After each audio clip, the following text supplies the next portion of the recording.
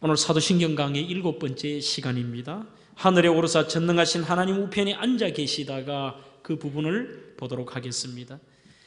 하늘에 오르사 전능하신 하나님 우편에 앉아 계시다가 저리로서 산자와 죽은 자를 심판하러 오신다고 하는 것은 이 한 구절에 과거와 미래와 현재의 신앙의 고백이 다 들어 있습니다. 그럼 그것이 무슨 말인가 하면은 쉽게 말하면 이런 뜻입니다.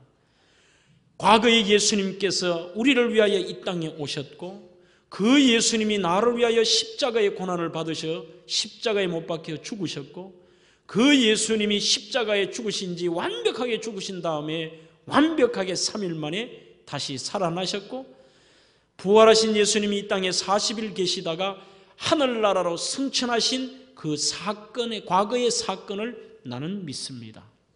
두 번째, 하늘나라로 승천하시는 예수님께서 하나님 우편에 앉아 계셔서 나를 위하여 간구하시고 나의 중보자가 되심, 그 예수님이 현재의 그 예수님을 나는 믿습니다.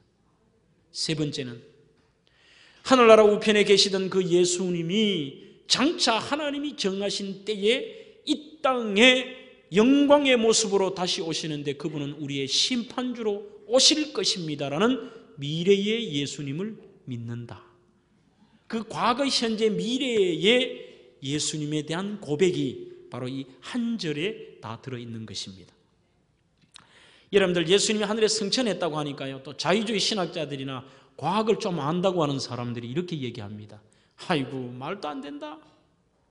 어떻게 육신을 입은 사람이 떠올라 대기 중으로 사라진단 말인고, 대기권 밖으로. 말도 안 된다는 거죠. 그것이 얼마나 얄팍한 지식입니까? 부활에 비하면 승천은 아무것도 아닙니다. 우리는 부활을 믿는다고 하는 자체는 승천을 믿는 것은 당연한 것입니다. 모습 그대로 믿는 것이지요. 그렇다면 예수님이 추상적으로 승천하신 게 아니라 영화로운 몸으로 완전한 그 십자가에 달리신 몸이 부활하신 것처럼 달리신 그 몸이 부활하신 그 몸으로 예수님은 수많은 사람들이 보시는 가운데 하늘나라로 승천하신 것입니다. 부활을 믿는다면 당연히 믿지요. 승천하셨다는 것은 여기서 사람들은 하늘이라는 의미를 좀 생각해 볼 필요가 있습니다. 하늘은 영어에도 두 가지 표현이고 우리가 아는 것도 두 가지죠. 하나는 문자적으로 공간적인 의미에 우리가 보는 파란 하늘, 그 스카이라고 하죠. 이 하늘도 있고 또 차원적인 의미에서 하늘도 있습니다. 하늘, 천국이라고 번역해도 무방하겠습니다. 하늘나라로 가셨다 이래 표현하면 여러분들 무슨 말입니까? 저 새파란 하늘로 갔다 그 말입니까? 그게 아니죠. 천국 가셨다는 거죠. 그래서 이때는 영어 표현이 스카이가 아니고 heaven이라는 말을 씁니다. heaven. 그 두 가지 의미의 하늘이 진 것이죠. 마태복음 16장에도 보면은 하늘로 예수님이 올리우사 한때 그 하늘로 올리우셨다는 건 새파란 하늘로 올라갔다는 그 말, 친히 승천하실 때 그 하늘로 이렇게 올라가셨죠. 구름 타고. 그렇지만 진짜 하늘 끝까지 올라가셔 그 위에 머무신다 이 말이 아니라 여기에서도 He was taken up into heaven. 천국으로 가셨다. 하늘로 가셨다라는 것이죠. 예수님이 승천하셨다는 것은 굉장히 중요한 의미입니다. 예수님이 승천하신 것은 예수님이 이제는 영광스러운 모습, 과거에 이 땅에 오신 가장 낮고 천한 성탄, 누우실 것이 없어서 우리 찬양하는 것처럼 그 어린 주 예수 누울 자리 없어, 누울 자리도 없으신 가장 낮고 천한 말구 위에 오셨어요. 그분 예수님은 인간도 당하지 않는 온갖 고난을 당하셨습니다. 십자가에 돌아가셨습니다. 여러 가지의 그 고난의 시간들이 끝났다라고 하는 상징이 영광스러운 표현이 승천하는 겁니다. 멋있지 않습니까 여러분들? 쫙 무슨 그림할 때도 보면 쫙 멋있잖아요.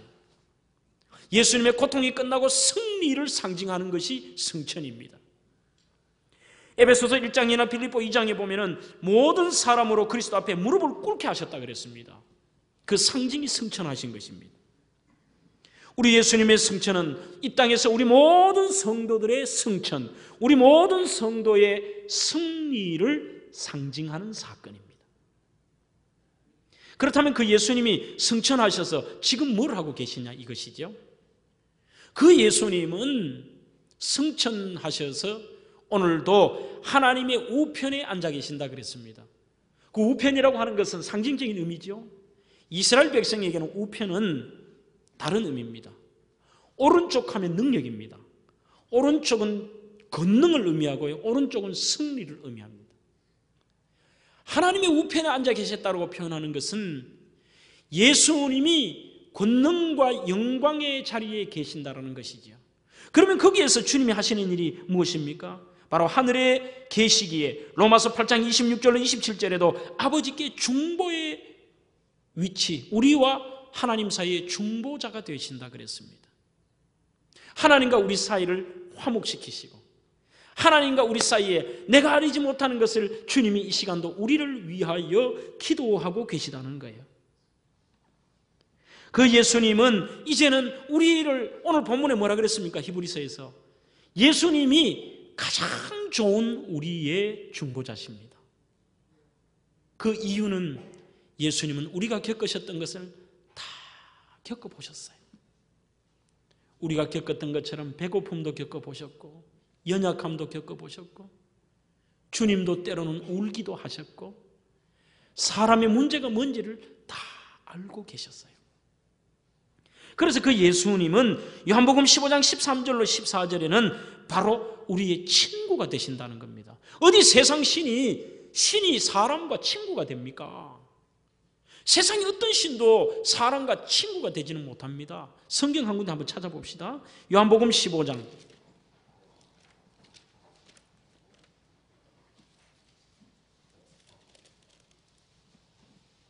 13, 14절입니다.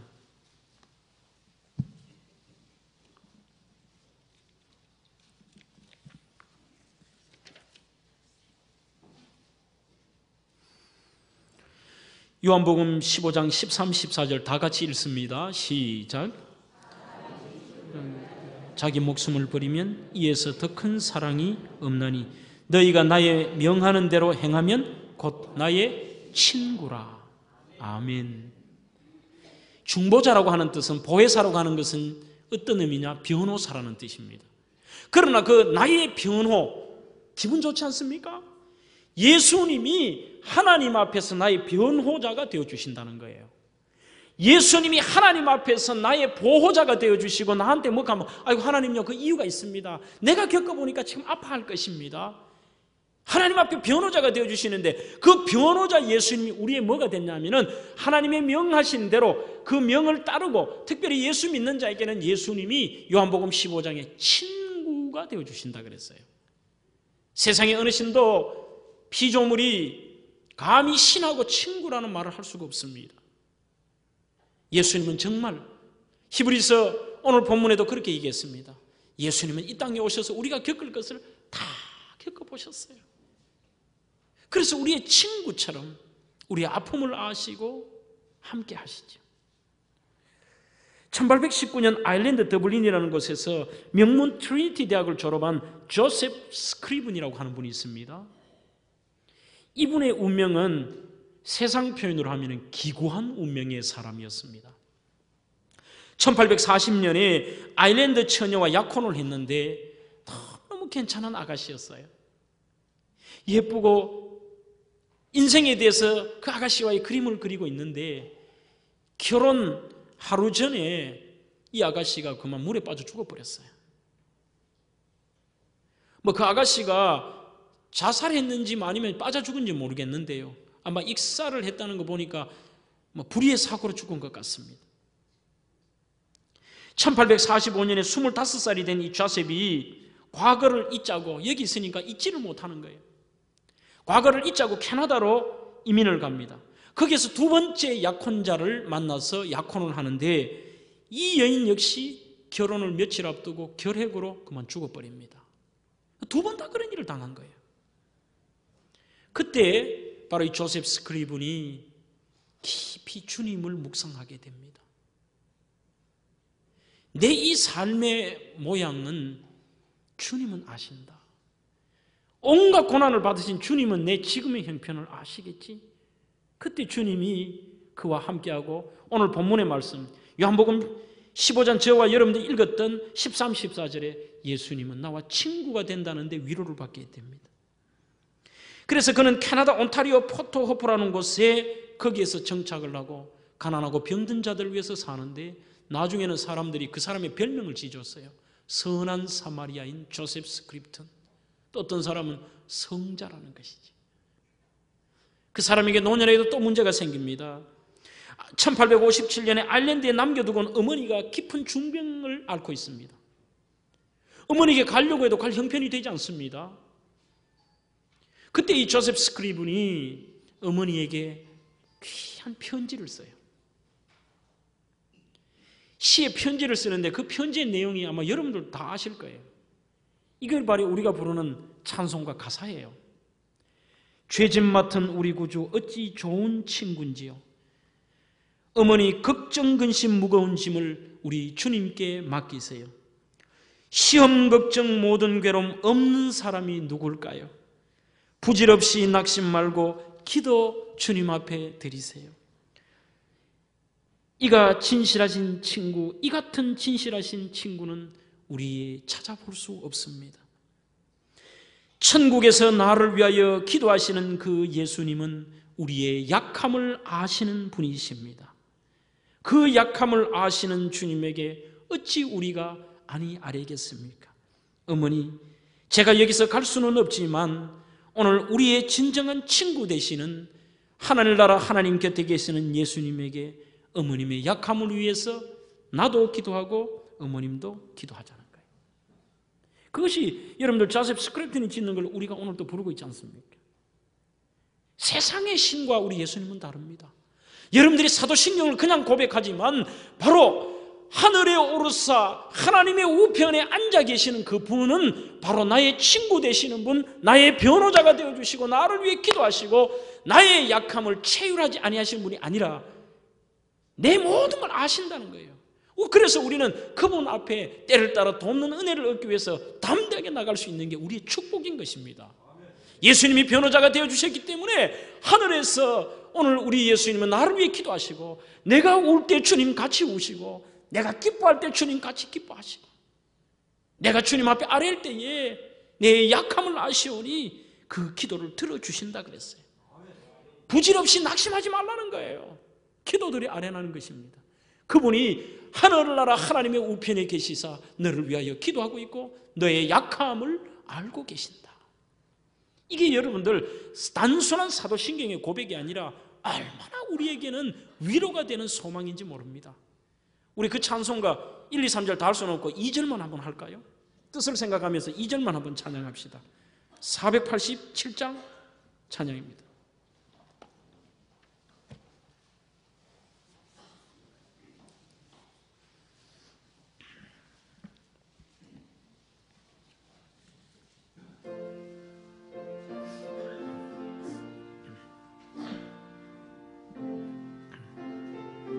이 절입니다. 시험 걱정 모든 괴로움 없는 사람 누군가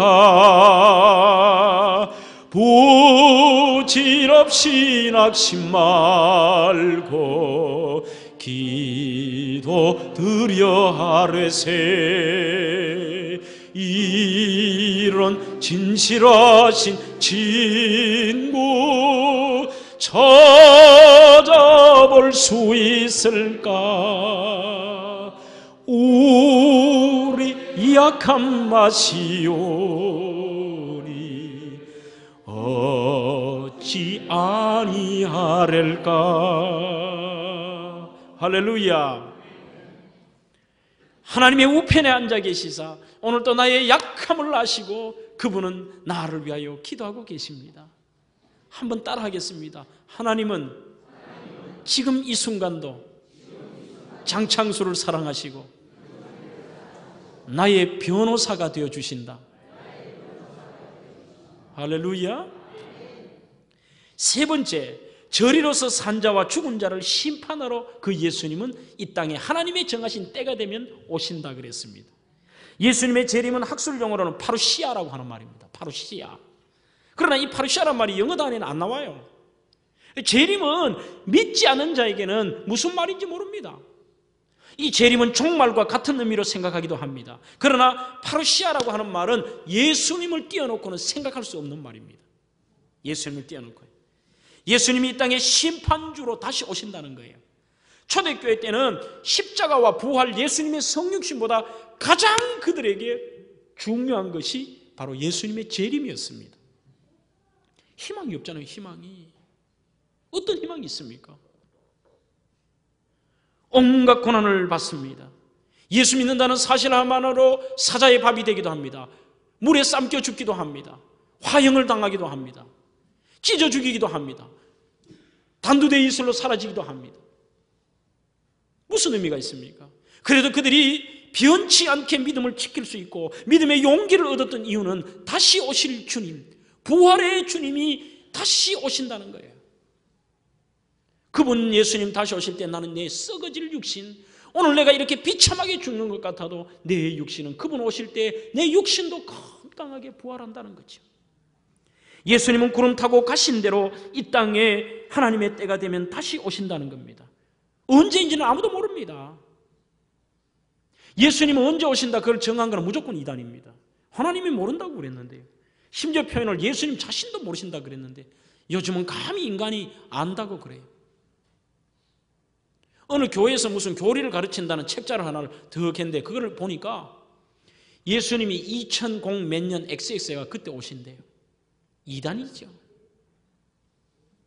사랑하는 성도 여러분, 재림과 종말은 같은 의미로 생각할 수 있습니다. 주님 재림하시는 날, 이것은 어떤 의미에서 인간이 신경 쓸 뿐 아니에요. 감히 인간이 예수님 언제 오는가 알기는 어떻게 알아요? 여러분, 이렇게 교리 공부할 때 잘 배워놓으십시오. 예수님 언제 오신다고 계산하는 건 전부 이단입니다. 자기가 하나님인 거예요. 하나님이 모른다고 했는데 지가 아니까. 왜요? 신경 쓰지 마세요. 단 성경 말씀대로 징조를 바라보면서 주님 오실 날 멀지 않았네. 그거는 알잖아요. 오실 날이 멀지 않은 건 같다고 하지만 언제쯤 온다, 언제 온다 다 이단이죠. 우리는 신경 쓰지 말고 하루하루 최선을 다하고 믿음 준비하는 것입니다. 우리 집은 오늘 저녁에 오실 수도 있고 내일 오실 수도 있고 1년 뒤에 오실 수도 있습니다. 꼭 보면은 공부 못하는 학생이 시험 날짜 계산해요. 아이고, 시험 날 다 됐대. 며칠 남았노?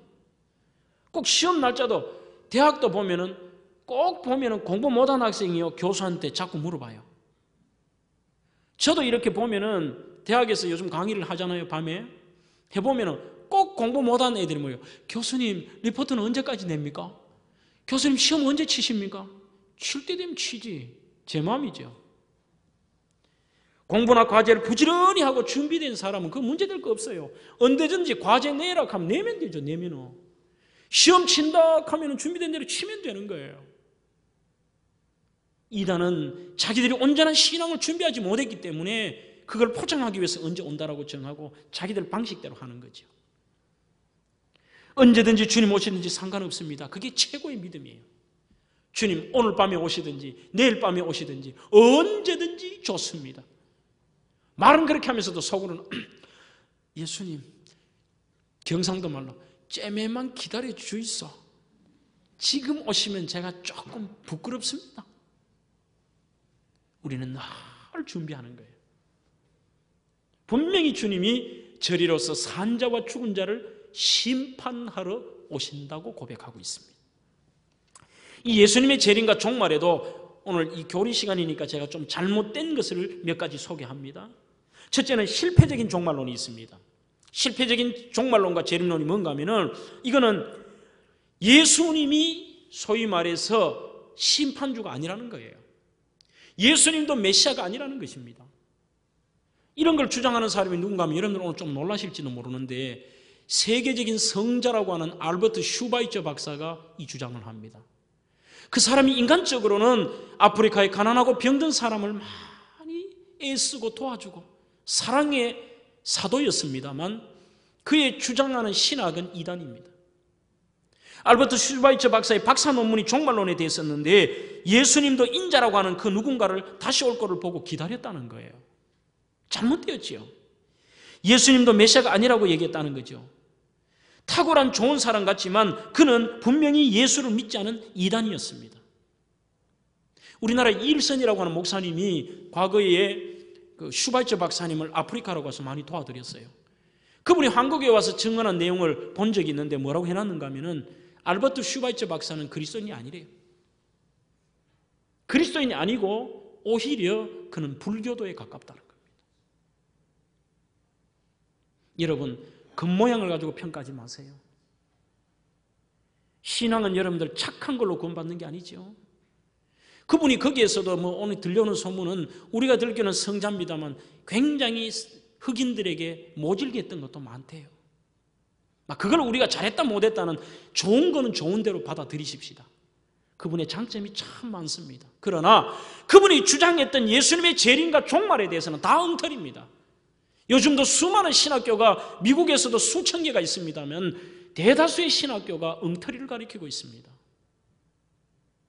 예수님 메시아 아니라는 것도 있어요. 예수님은 사람이래요. 다 잘못된 이단이죠. 두 번째는 현세적인 종말론이 있습니다. 이거는 C.H. 도더라고 하는 이런 사람들이 주장하는데 예수님의 출현, 즉 2000년 전에 예수님 오신 걸로 이 땅에서 이미 다 끝났다는 거예요. 이미 천국 됐고 이미 예수님 오신 거 끝났고 재림 없다. 예수님 오신 걸로 있지 재림은 그냥 상징적인 거다 얘기를 합니다. 그것도 잘못됐습니다. 심지어는 예수님은 역사적인 재림은 없고 마음속에 성령이 임하는데 그게 재림이라는 거예요. 쉽게 예수님이 겉모양대로 오신다 그랬는데 말씀을 안 믿어요. 예수님 오시는 게 없고 그저 내 마음에 성령이 임하는 그 순간이 재림한다는 겁니다. 2000년 전에 예수님 태어나신 게 초림, 내가 예수 믿고 그 예수님을 받아들이고 성령이 올 때가 재림이래요. 이것도 이단입니다. 그럼 우리가 믿는 것은 무엇입니까? 한번 영어지만 수준 높게 오늘 저녁에 한번 따라 하십시다. Already, not yet. 그걸 기억하십시오. 이게 무슨 말인가 하면 오스카 콜만이라고 하는 사람이 얘기한 건데 제 마음에 들어요. 이미 천국은 왔지만 아직은 아니라는 거예요. 예수님이 오셔서 우리가 예수 믿는 순간에 어떻습니까? 이제는 세상 사람과 다릅니다.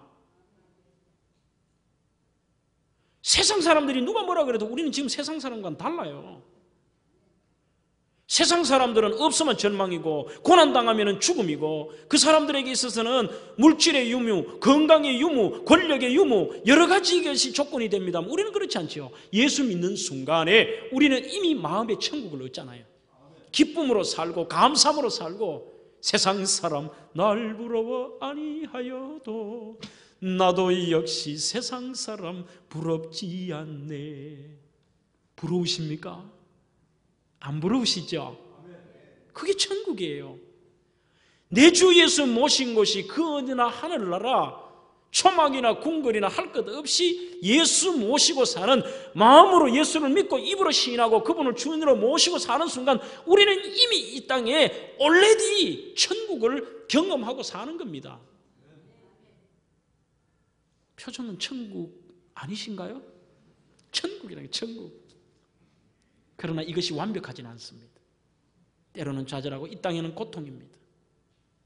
괴로움과 죄가 있는 곳 나 비록 여기 살아도 천국처럼 살지만 아직은 아니에요. Not yet. 그럼 언제요?